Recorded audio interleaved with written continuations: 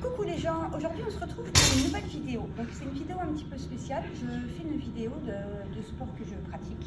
Donc bonjour Didier. Salut Cynthia. Comment ça va Didier? Et ballerine. Et ballerine, parce que c'est vrai qu'on avait oublié ballerine. Elle va passer pendant l'interview, voilà. Ouais. Mais c'est la mascotte, donc elle a le droit. Elle a le droit. Je vais te demander de te présenter. Ouais. Ta salle, ce que tu fais, ton petit D'accord. parcours. Alors moi c'est Didier, je suis directeur d'un centre de formation avec mon épouse Joanne, qui pratique l'haltérophilie avec toi, on va en reparler. Et donc dans notre centre de formation, on forme des coachs sportifs au diplôme d'État ou de branche professionnelle. Et après, on va au-delà de ce diplôme d'État avec des diplômes de manager sportif. D'accord, c'est des bacs +2 titres professionnels pour les gens qui voudraient éventuellement se mettre à leur compte, ouvrir leur salle. Tu vois, on continue après le diplôme de qualification de coach, on continue vers un diplôme de qualification de chef d'entreprise. Très bien. Et à côté de ça, cette année, on a acheté un bâtiment dans lequel on se trouve aujourd'hui et qui vient d'ouvrir fin août, donc c'est tout neuf. Et on a ouvert un club de sport dans lequel on a le plaisir de s'entraîner, d'accueillir du public, d'accueillir l'association d'haltérophilie dont tu fais partie aussi, et où les gens s'entraînent. On voit Sébastien qui est en train de soulever les barres un petit peu lourdes. Un petit peu, hein. Un petit peu, voilà. Et dans ce club, les gens peuvent adhérer, s'entraîner toute la journée, etc. Et l'originalité, en plus de la musculation et du fitness qu'on y pratique, c'est que les personnes physiques qui viennent s'entraîner dans le club bénéficient aussi des coachs qu'on a en formation, et donc on en a fait une salle école. C'est-à-dire que quand nos élèves qui sont en formation, ils ne sont pas tout le temps là en formation, mais quand ils sont là, ça dure des périodes de 15 jours, 3 semaines, et bien pendant ces périodes-là, la salle c'est une salle école, donc le public qui vient s'entraîner dans le club le matin, de 9h à midi, bénéficie d'un coach étudiant sous le regard attentif des profs qui vérifient les plans d'entraînement, les postures, etc. Mais chaque personne a un coach individuel, étudiant, qui vient s'occuper de lui en matière de musculation, fitness, remise en forme, même au-delà, on va un petit peu sur les conseils diététiques, où les gens peuvent se faire accompagner. Donc c'est une salle qui est originale dans ce sens, salle école. Et puis après, je pense où l'ambiance est familiale et à dimension humaine. Bien sûr. Ah. Très bien. Et donc après, est-ce que... là, on va parler de l'haltérophilie. Ouais, d'accord. Ok, ouais. En partie l'haltérophilie. Tout à fait. Après, il y aura d'autres... si tu veux, toi aussi parler d'autres choses. Oui. On pourra parler aussi de nutrition. Ouais. Et est-ce que l'haltérophilie, elle est accessible à toute personne? Alors contrairement à ce qu'on pense, évidemment on voit les images à la télévision des gros gaillards ou des gros qui soulèvent des charges évidemment de 250 kg. Donc évidemment on ne montre que ça parce que c'est à la limite spectaculaire et télégénique. Mais en fait non, l'haltérophilie s'applique à tous, mais vraiment tous. Quand je dis tous, c'est qu'on peut pratiquer à tout âge le geste haltérophile. Voilà, faut pas confondre l'haltérophilie de compétition où on va sortir un petit peu de sa zone de confort, aller comme Sébastien, soulever les charges, développer ses performances, et la gestuelle haltérophile que moi j'utilise, tu vois, sur des formations qu'on appelle geste et posture en entreprise.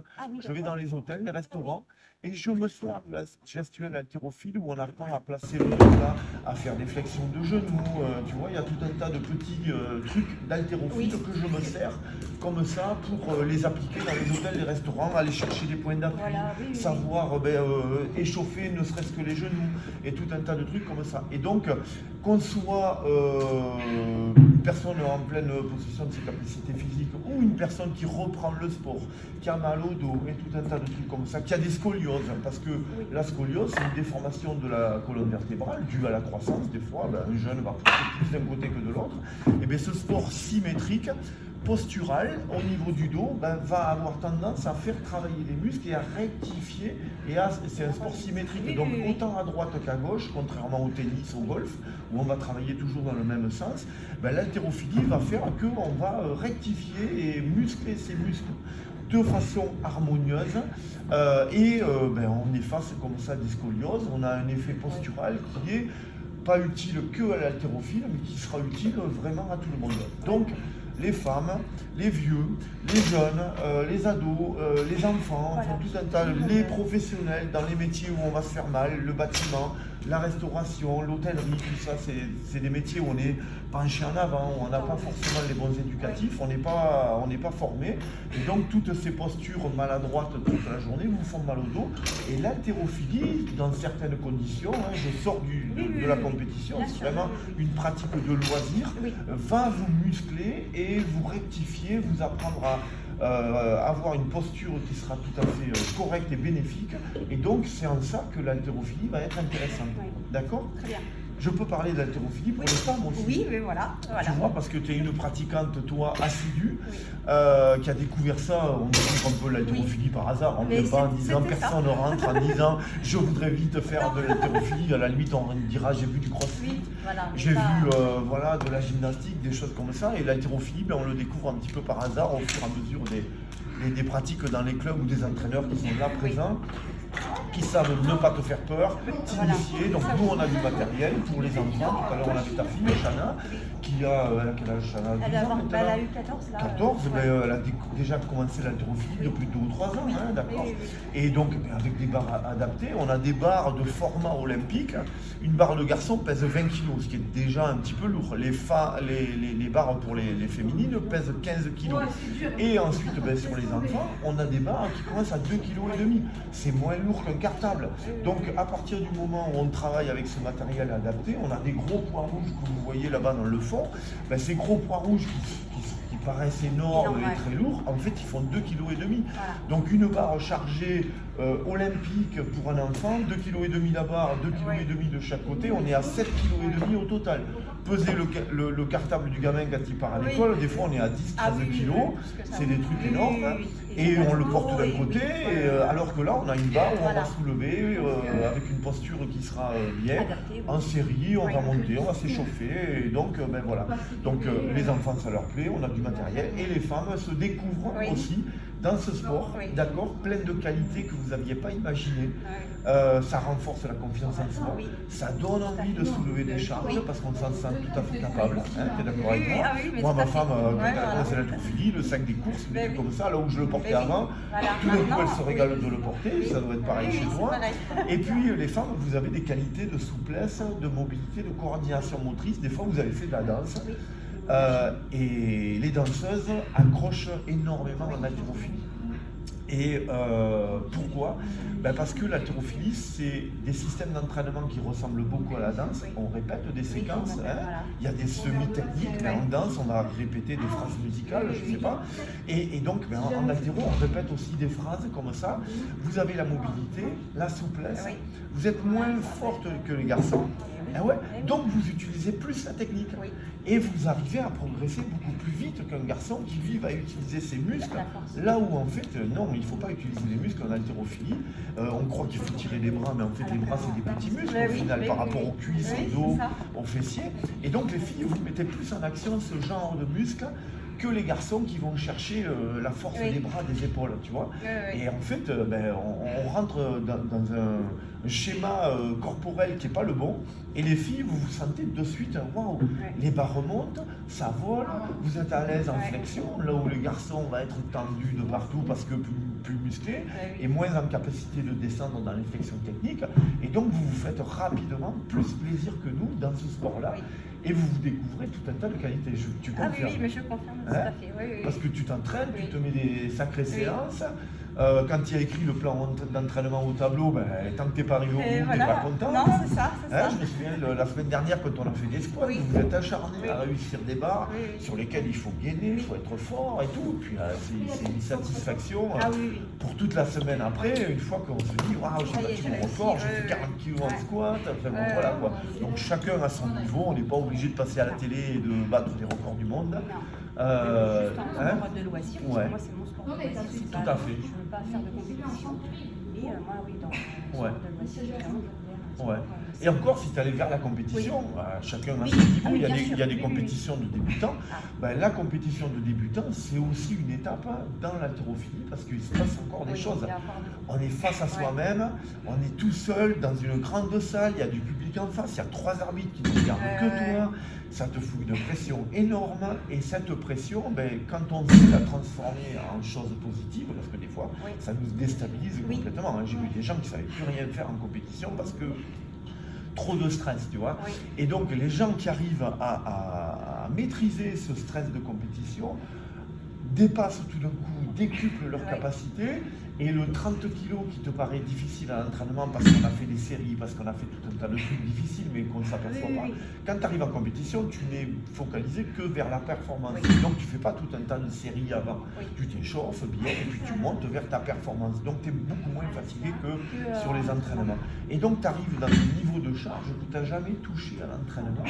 Et donc là, le moment de la compétition, des fois la première, des fois le jour où tu t'acharnes sur une barre et puis un jour elle passe. Enfin, il y a des moments comme ça dans l'haltérophilie qui te marquent à vie et tu te souviens. C'est dingue parce que des fois, 20 ans après, c'est mon cas des fois, il y a des barres dont je me souviens corporellement, tu vois, des sensations musculaires, des trucs incroyables qui t'ont marqué comme ça pour toujours. Voilà. Et tu as fait beaucoup des compétitions? Alors moi j'ai pratiqué pendant 18 ans l'haltérophilie, jamais à un haut niveau, d'accord, j'ai pas fait le championnat de France ni quoi que ce soit, parce que j'étais d'abord un métier, avant j'étais militaire, donc des déplacements, on voit notre président Valentin, ben là il est parti 3 mois en mission, en Afrique, en ceci, en cela, donc c'est difficile de garder un bon niveau de compétition, mais je l'ai fait pendant 18 ans de façon passionnée.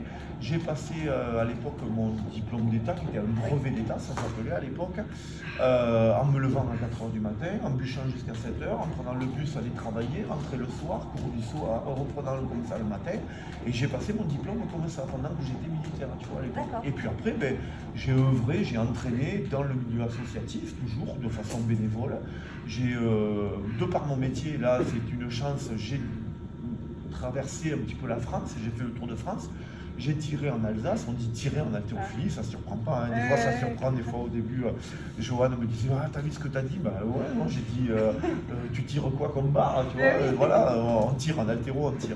Et donc j'ai tiré en Alsace, j'ai tiré à Bordeaux, j'ai tiré à Mont-de-Marsan, j'ai commencé à Carcassonne, donc tu vois, j'ai fait un tour de France. J'ai croisé des entraîneurs comme ça de tout niveau et de très bon niveau pédagogique, et ça m'a permis un petit peu d'acquérir tout un tas de techniques, de pédagogie vraiment intéressantes. Et aujourd'hui, d'avoir transformé cette passion en métier, puisque aujourd'hui, ça fait 10 ans avec Joanne qu'on a ouvert notre centre de formation de coach sportif. Alors au début, il n'y avait pas d'haltérophilie dans le diplôme. Et puis quand le crossfit est devenu à la mode,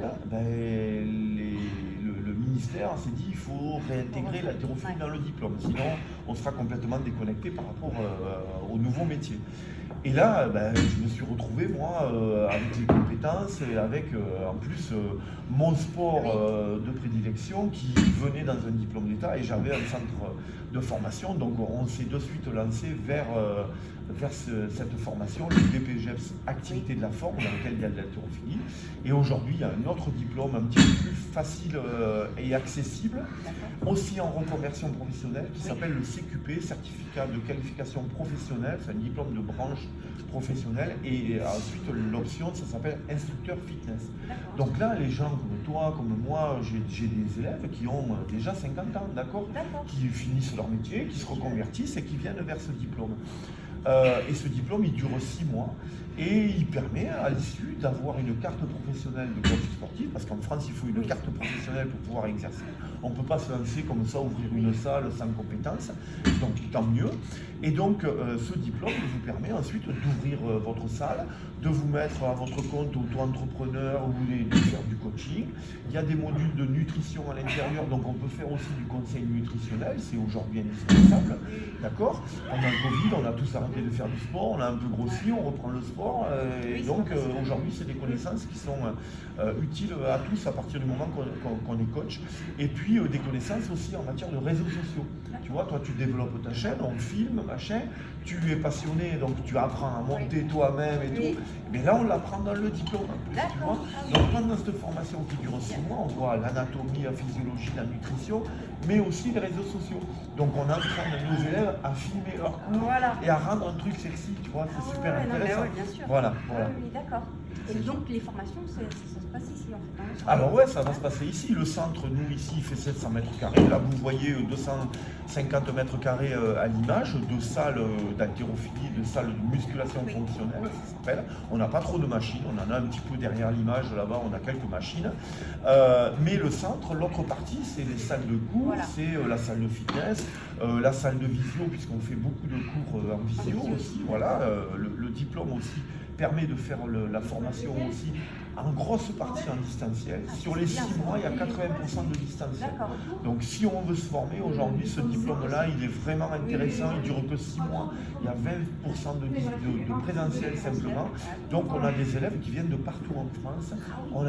Partout en France et au-delà sur la planète, Guadeloupe, Tahiti, enfin on a eu des élèves de partout parce que les périodes de présentiel sont regroupées.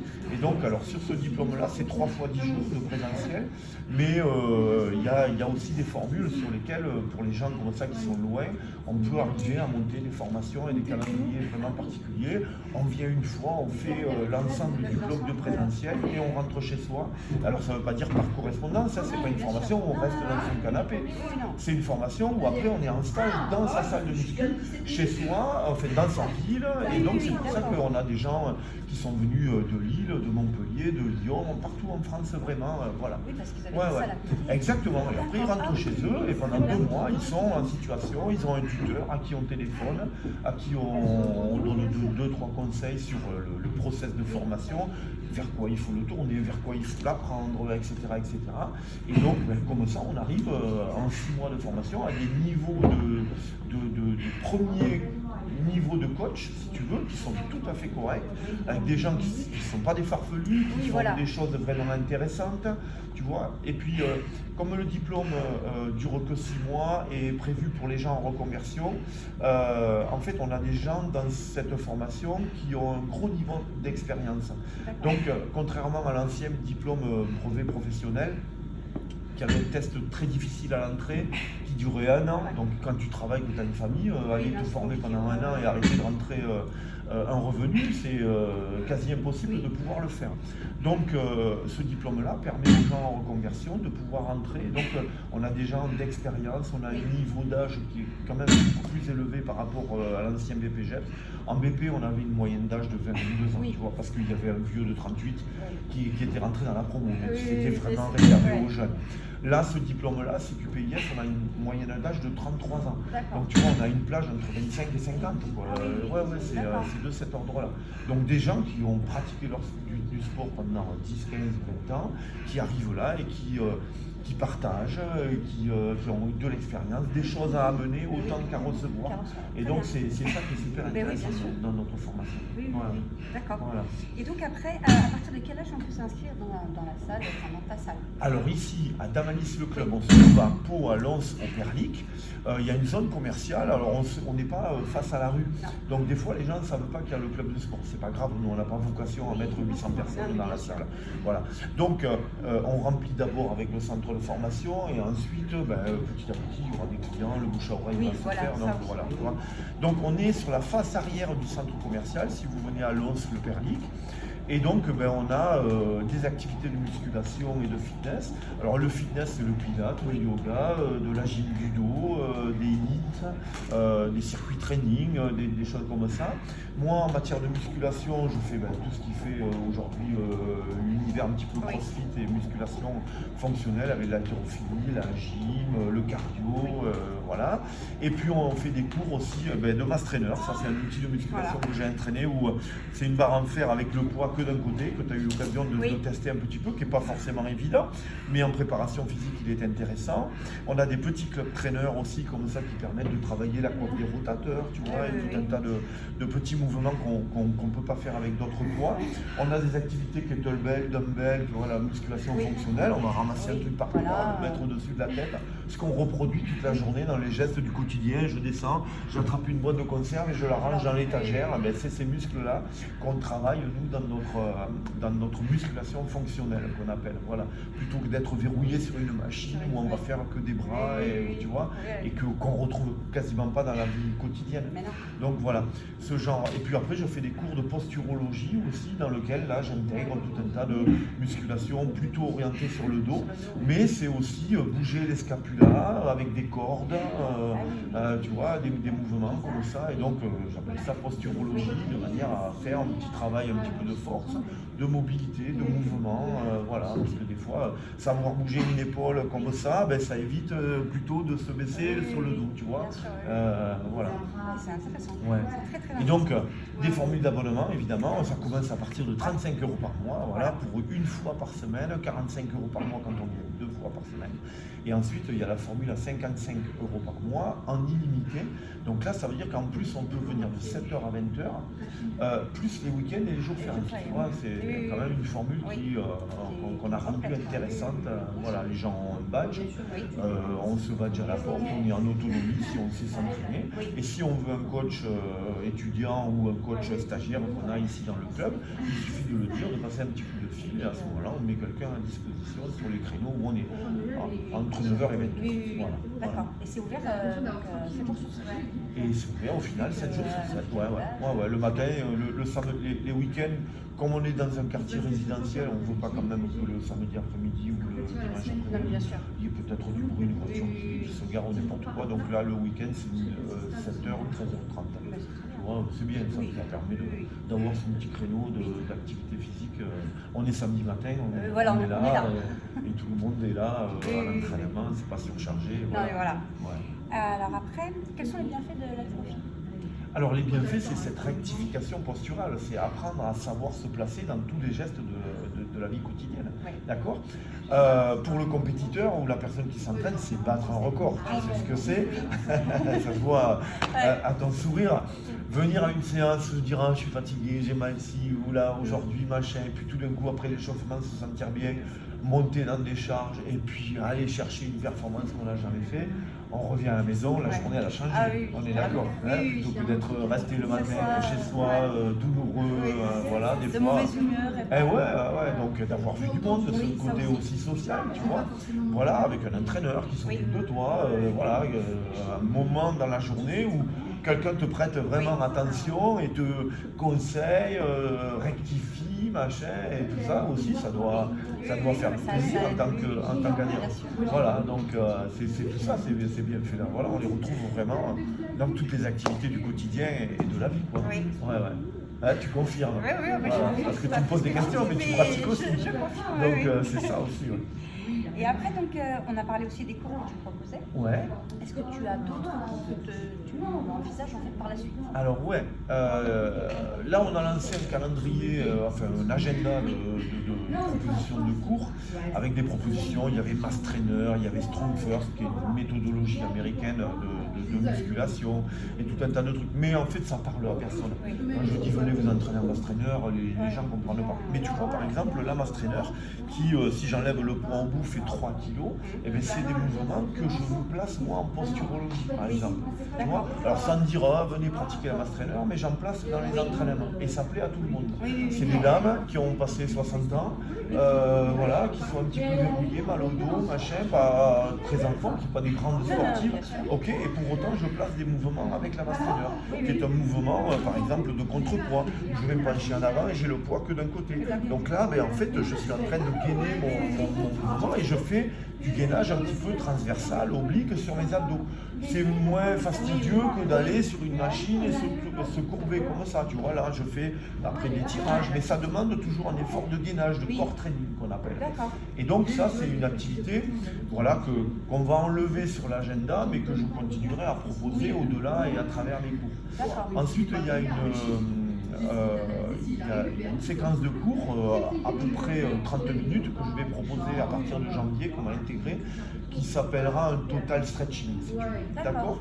Donc ça va être pendant 30 minutes, c'est quelque chose que je pratique des fois chez moi. 30 minutes, toutes les 30 secondes, tu changes d'étirement. D'accord. Donc tu es 30 secondes dans un étirement, bam, tu changes, ça sonne, le chrono change, et bam. Et comme ça, il y a 60 étirements où on va aller des doigts de pied aux doigts des mains et on balaye comme ça tout le corps et tu finis la séance voilà, parce que on n'est pas resté que 30 secondes sur un muscle, mais quand j'étire par exemple un quadriceps ou un fessier, je vais me mettre ici, ensuite je vais aller de l'autre côté, ensuite je vais aller faire les deux jambes, donc tu vois plusieurs fois je repasse sur le même muscle dans différentes positions, et donc ça je pense qu'il y a des personnes qui sont peut-être en attente de ça. Oui, parce que le voilà. stretching, c'est Ouais. On va multiplier aussi à partir de janvier les cours de pilates, parce que c'est vraiment un sport exceptionnel, le pilates, inventé par un docteur pendant la guerre, la Seconde Guerre mondiale, qui avait des aviateurs et des soldats blessés dans les lits, et pour les remettre en condition physique rapidement, ils commençaient la musculation dans le lit, c'est ça l'origine du pilates.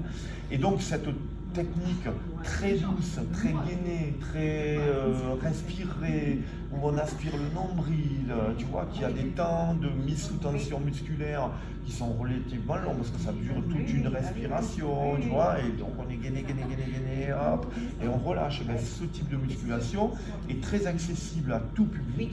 Qu'on soit, moi j'ai une jeune fille un jour qui avait fait une expérience ou un projet pédagogique dans une salle de crossfit. On n'y trouve que des athlètes dans une salle de crossfit. Par contre le pilates, on est axé sur les muscles profonds. Donc on était là dans une opération de prévention des blessures. Tu vois, muscles spinaux, muscles abdominaux vraiment internes et tout ça.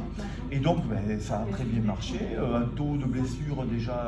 Donc ça marche chez les gens qui reprennent le sport, mais ça marche aussi chez les sportifs déjà confirmés. Et donc je pense que ça on va le multiplier parce que ça correspond un petit peu à la clientèle du quartier dans lequel on est, où il y a pas mal de gens un petit peu âgés, c'est un quartier un petit peu vieillissant. Donc effectivement, on ne va pas partir sur des Tabata à fond la forme. Là, on va partir sur des séances peut-être multipliées de pilates, parce que dans le pilates, il peut y avoir aussi différents niveaux. D'accord, on peut, je sais pas, on va faire du pilates après avec les club trainers, où on va tenir les club trainers, on va se pencher, on peut faire des renforcements des muscles scapulaires, entraîner un petit peu à la mobilité et au mouvement des épaules, tu vois, tout un tas de trucs avec cette petite charge à contrepoids. Et donc voilà, on va multiplier comme ça. Là on a déjà 3 mois d'expérience puisqu'on a ouvert fin août, début septembre. Et donc en janvier on aura un petit peu le recul de savoir qui on a réellement dans la salle. Et donc là de réadapter un petit peu le planning pour y mettre des trucs qui vont correspondre un petit peu plus. Voilà. On va recevoir du nouveau matériel. Là, normalement je l'attendais vendredi mais il n'est pas arrivé, le transporteur a dû se perdre. Ouais, donc je pense que lundi le camion va arriver, on aura au fond de la salle là tout un pan de rack à squat et de rig avec des anneaux, des cordes à monter et tout ça, les entraînements vont augmenter. Là, ça va augmenter là, là ça va être pas rigolo. Voilà. D'accord. Et après donc on avait parlé des formations. Ouais. Est-ce que c'est les formations sont accessibles à tout le monde, mais est-ce que c'est financé aussi, ça peut être financé par le compte de formation? Oui, tout à fait. Toutes ces formations sont reconnues par l'État. D'accord. Nous, on a un agrément qualité Calliope qui s'appelle, on a un agrément des ministères, de la branche du sport, etc. Tous les ministères avec qui on travaille, Éducation nationale, ministère du sport, ministère du travail, on a tous ces agréments-là, même Fédération française d'haltérophilie, tout ça. Et donc, toutes les formations, oui, sont reconnues par l'État et donc sont finançables tout ou partie par le CPF, par l'OPCO. Des fois, les gens qui travaillent, qui sont salariés, ne savent pas qu'il y a un organisme qui est là pour payer les formations. Alors pourquoi on se dit, pourquoi quelqu'un me payerait? En fait, c'est pour stabiliser l'emploi dans le secteur d'activité. Si j'ai un coach et que je ne le forme pas, tôt ou tard, il ne saura plus rien faire, il ne sera plus à jour et puis il risque de quitter le métier. D'accord? Donc il y a des formations comme ça pour actualiser les connaissances, et donc il y a un organisme qui collecte les taxes à la formation professionnelle. Sur nos salaires, on a un bulletin de salaire. Si vous regardez, il y a une ligne taxe à la formation professionnelle. On va payer, je sais pas moi, 1 euro. D'accord? C'est du 0,01%, etc. Mais tous les salariés cotisent. Et donc cet organisme-là, qui s'appelle OPCO, tous les corps de métier ont un OPCO, ils ont un nom différent à chaque fois. Et donc cet OPCO, il collecte tous ces centimes un petit peu partout. Et donc ils amassent un petit peu comme ça des trésors. Et ces trésors, à quoi ils servent? Ils servent à former et payer les formations des salariés qui le demandent. D'accord? Si toi, dans ton métier, tu dis, je voudrais me former, je sais pas moi, à la bureautique, eh bien, on se tourne vers l'OPCO. Est-ce que vous me... Alors, c'est du donnant-donnant, parce que l'employeur, il dit, ok, ma salariée, on va enlever du temps de travail pour la former à quelque chose. Donc lui, déjà, il fait un effort. Et bien l'OPCO, lui, il dit, ok, si toi tu fais l'effort, moi, en plus, je te forme, ton salarié, je paye la formation. Et moi, centre de formation, quand un salarié veut se former, c'est pas au salarié que je demande de l'argent, c'est à l'OPCO en disant, je forme tel salarié. Donc on a une convention tripartite, salarié, employeur, centre de formation. Et à 3, on arrive comme ça à former le salarié quasi gratuitement. Je dis quasi gratuitement parce que des fois l'OPCO dit, ah ben non, ça je le finance pas, ça se peut. Mais à ce moment-là, le salarié peut utiliser son CPF, compte personnel de formation, sur lequel on a, je crois, tous 500 € qui sont versés par l'État. Et ce compte de CPF, vous pouvez l'utiliser sans avoir à demander à votre employeur. Tu veux te former, je sais pas, tu veux te reconvertir, faire des cours de guitare. S'il y a des cours de guitare qui sont agréés par l'État, eh ben, tu peux utiliser ton CPF pour aller faire tes cours de guitare et après dire à l'employeur, ok, je change de métier, je vais monter un orchestre ou j'en sais rien, tu vois. Voilà. Et donc, ça sert à ça le CPF. Donc, il suffit d'aller sur mon compte formation, se déclarer, ouvrir son compte, c'est comment, avec France Connect. Voilà, à la limite, c'est ça le plus difficile, d'aller paramétrer le France Connect, parce que des fois, on ne sait pas pourquoi ça ne veut pas. Bon, on arrive à ouvrir ce compte CPF, et là, vous êtes déjà intégré dans la plateforme avec votre numéro de sécu. On va vous dire, vous travaillez déjà depuis 5 ans à 500 € par an, vous avez 2500 € qui vous appartiennent, que vous ne pouvez pas retirer, c'est pas un compte bancaire, d'accord, c'est je vais faire une formation et vous payez le centre de formation. Voilà, c'est pas, tiens, tout d'un coup, il y a des économies que je vais... je suis un peu à découvert, ce mois-ci, je vais aller sur mon CPF. Bon, c'est pas ça. Donc là, on se forme, et puis dans un esprit, soit je me forme pour mon métier parce que j'en ai besoin, soit j'imagine et je vais faire une formation de coach sportif, et donc effectivement, là, on peut aller chercher son CPF. Voilà, pour tout ou partie, parce que des fois, les formations, nous, on a une formation qui dure à peu près 400 heures. 400 heures à 9 €, 9 x 4, 36, tu vois, on est vite à 4000 € de formation. Bon, mais si on peut aller chercher 2000 € sur son compte de formation, c'est déjà 2000 € de moins pour envisager une reconversion. Donc, c'est super intéressant. Voilà. Là-dessus, vive la France. Parce qu'il y a des pays où ça se fait pas. Et changer de métier ou des trucs, c'est pas forcément évident. Donc là, bravo. Voilà. Une fois qu'on a quelque chose, il faut le dire aussi. Oui, tout à fait. Quand c'est bien, il faut le dire. Donc là, les formations. Alors l'haltérophilie, c'est un sport de loisir ou de compétition pour toi? Alors pour moi, j'en ai fait de la compétition, donc oui, je sais le plaisir que t'amène la compétition, et j'ai toujours eu, moi, dans le sport, quel que soit, aujourd'hui je fais de la mass trainer en compétition, et j'ai toujours cette volonté à dépasser mes capacités, à aller chercher des performances, d'accord? J'ai battu un record du monde en mass trainer, donc c'est que même à 58 ans, j'ai envie d'aller chercher encore de la performance et de montrer à mes jeunes élèves qui ont 12-25 ans que c'est pas parce qu'on vieillit que pour autant on reste pas performant. Et bien souvent, c'est l'occasion de leur montrer qu'ils n'ont pas gagné encore, d'accord? Voilà. Mais effectivement, moi, chacun sa volonté. Oui. Tu vois, moi j'ai ce plaisir-là de m'entraîner, d'être régulier, de savoir être persévérant, tu vois, toutes ces Oui, qualités voilà. qu'après on retrouve dans la vie. Dans la vie, que ce soit professionnellement, je ne baisse pas les bras à la première difficulté. Je vais et je persévère et je cherche pourquoi ça ne marche pas, machin, etc.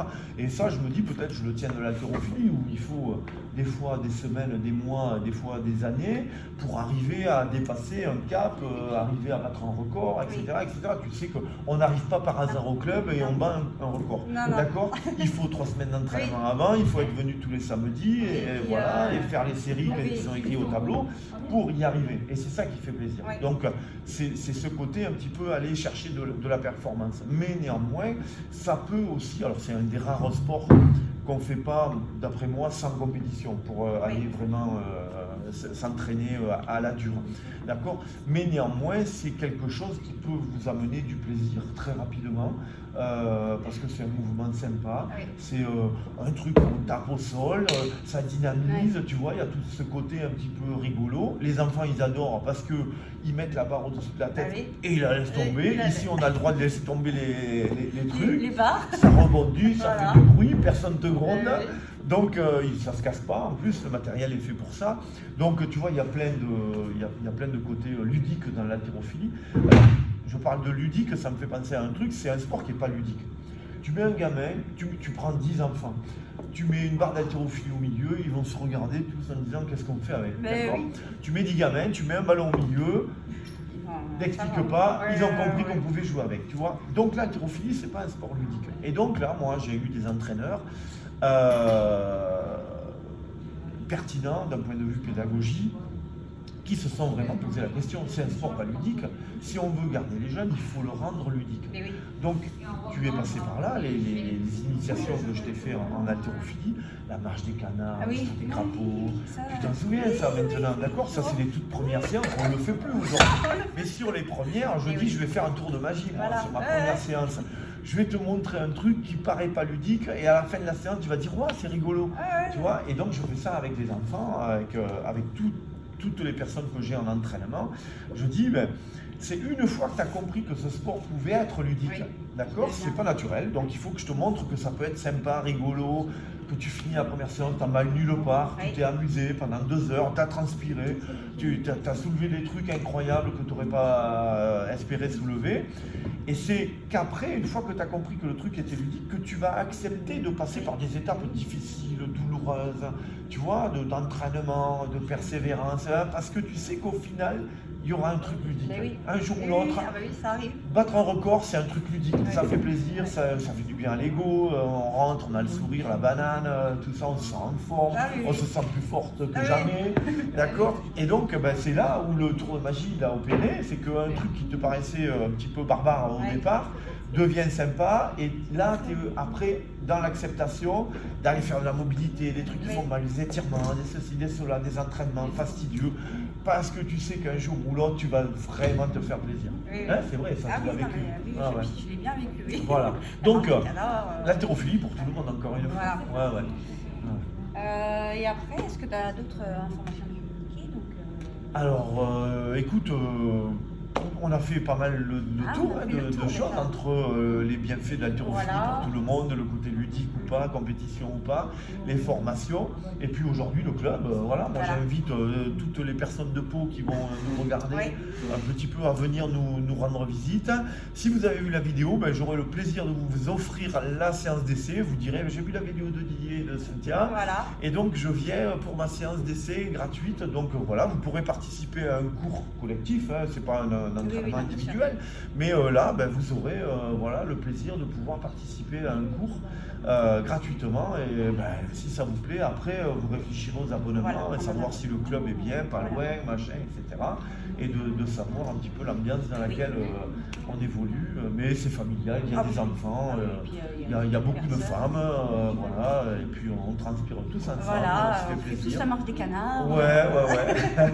Et donc on a est-ce que tu as une date pour les portes ouvertes?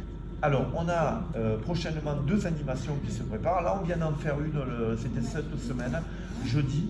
Il y avait une animation Zumba. On a eu 30 personnes qui sont venues s'initier dans la salle. à la Zumba, et donc certains ont pris l'abonnement, c'était pas une obligation. On a le 2 décembre une animation, là, c'est le samedi 2 décembre, là aussi vous êtes invités. Là on fait vraiment découvrir toutes les activités de la salle. Donc il y a un programme sur damalis.fr, damalis avec un i, damalis.fr. Vous allez retrouver sur la page Le Club le programme de la journée avec des créneaux horaires, des cours, que ce soit en fitness, en musculation, avec des stagiaires et des professionnels, etc., etc. Là, il y a une grosse journée d'animation le 2 décembre. Et ensuite, au mois de janvier, j'ai perdu la date, mais au mois de janvier, on a une animation sur les thématiques des techniques douces. On a Maria, une stagiaire, qui est déjà prof de pilates, depuis déjà de nombreuses années. Donc, elle fait une journée entière. On mettra la date dans le post, je retrouverai la date précise. C'est mi-janvier à peu près. Je mettrai Ouais. la date en information. Et là, on a une journée sur les techniques douces. Donc, il y aura du yoga, du pilates, des trucs, tu vois, j'ai du dos, peut-être un total stretching là que je veux faire, j'en sais rien. Voilà, on va en parler encore. Mais là, la date est calée, et on va le faire. D'accord. Et très bien. Et moi j'ai fini, j'ai plus de questions. Je te remercie. Merci beaucoup, c'est moi. Voilà, c'était chouette. et je te dis à très bientôt. Ouais. Et puis je vous dis à très bientôt pour une prochaine vidéo.